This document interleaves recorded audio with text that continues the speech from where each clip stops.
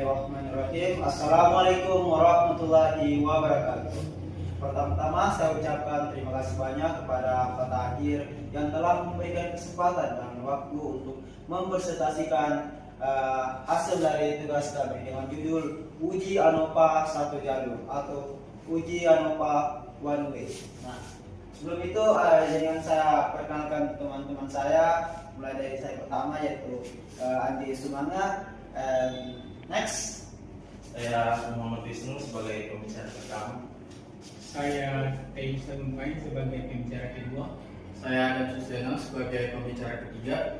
Baik, untuk menghabiskan waktu, kita langsung saja presentasinya dengan speaker number 1. Silakan. Okay. So, our material atau materi kita adalah latar belakang dan masalah. Yang latar belakangnya adalah peneliti ingin mengetahui perbedaan rata-rata antara beberapa kelompok dari data yang sudah kita kumpulkan, dan juga uji T hanya untuk 2 kelompok. Lebih dari 2 kelompok menggunakan uji T berulang meningkatkan kesalahan tipe 113. Solusinya, Ronald A. Fisher mengembangkan ANOVA, sistem ANOVA untuk membandingkan rata-rata GES 3 kelompok secara simultan. ANOVA satu jalur adalah teknik yang paling sederhana dan banyak digunakan. Dan metode ini menguji perbedaan rata-rata dan pengaruh faktor terhadap variabilitas data. Dan untuk rumusan masalahnya adalah apa pengertian dari uji ANOVA satu jalur dan bagaimana sejarah perkembangan ANOVA satu jalur, dan apa saja rumus dan konsep dasar yang digunakan dalam ANOVA satu jalur. Next is pengertian uji ANOVA satu jalur. So, pengertian umumnya ANOVA satu jalur adalah teknik statistik untuk menguji hipotesis tentang perbedaan rata-rata antara 3 atau lebih kelompok independen. Dan tujuannya untuk mengetahui apakah perlakuan atau kondisi berbeda memiliki pengaruh signifikan terhadap hasil yang sudah diukur. Dan keunggulannya membandingkan 3 kelompok sekaligus tanpa meningkatkan risiko kesalahan. Tipe 1 dari uji T berulang. Oke, thank you. Oke, terima kasih pembicara pertama. Kita pindah ke pembicara selanjutnya. Silakan, Rachel. Oke, jadi di sini untuk ujian jalur 1 ada sejarahnya juga. Nah, sejarahnya ini pertama itu pengembangan dari Ronald Fisher. Untuk waktu awal abad ke-20 sekitaran tahun 1918 sampai 1920. Lokasinya adalah Outmested Experimental Station di Inggris. Nah, aplikasi awal menganalisa data eksperimen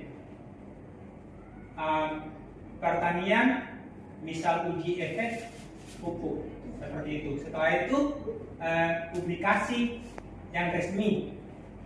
Nah, istilahnya ANOVA digunakan Fisher dalam bukunya.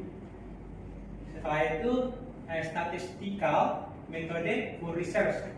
Nah, workers-nya dimulai dari tahun 1925. Nah, peran penting yang mengatasi efisiensi dan ketidakakuran uji T berulang untuk lebih dari 2 kelompok. Nah, itu saja sejarah sedikit terkait uji ANOVA jalur 1. Oke, terima kasih Taisel. Kita pindah ke materi selanjutnya, yaitu rumus yang dibawakan oleh teman saya ada. Silakan.